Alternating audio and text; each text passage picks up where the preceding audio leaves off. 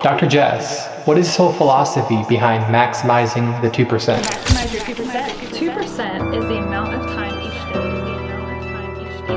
we invest in ourselves through exercise. 2% is the amount of time each day we invest in ourselves through exercise. My journey with sports began before I even started school. From there, I soon became competitive, and movement was a regular part of my life.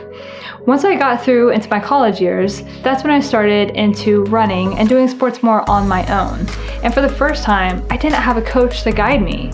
That's when I actually started to struggle about how do I stay active? How do I keep my body balanced? So I became a personal trainer. I needed to make money too. Then I realized more and more how injury is something that's very possible. That's when I started getting interested in pain.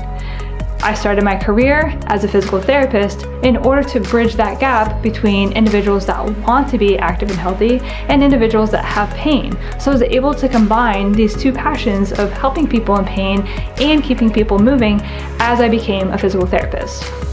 However, throughout my years of treating, I noticed that there's this gap in the next step of getting somebody out of pain and truly into supportive, active lifestyle. That's why I started this channel. It's to help people realize that staying active is its own support system. It's not just about getting active and out of pain, it's those next steps that follow. So in reality, if we break it down, what does an active lifestyle look like? It involves regular movement and spending consistent time every day in movement, but balanced movement.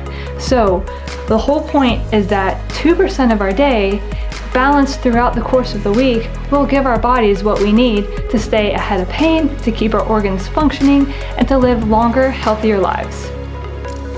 Maximizing the 2% is the philosophy I've lived by for the last 2 decades and is how I've gotten to where I am today.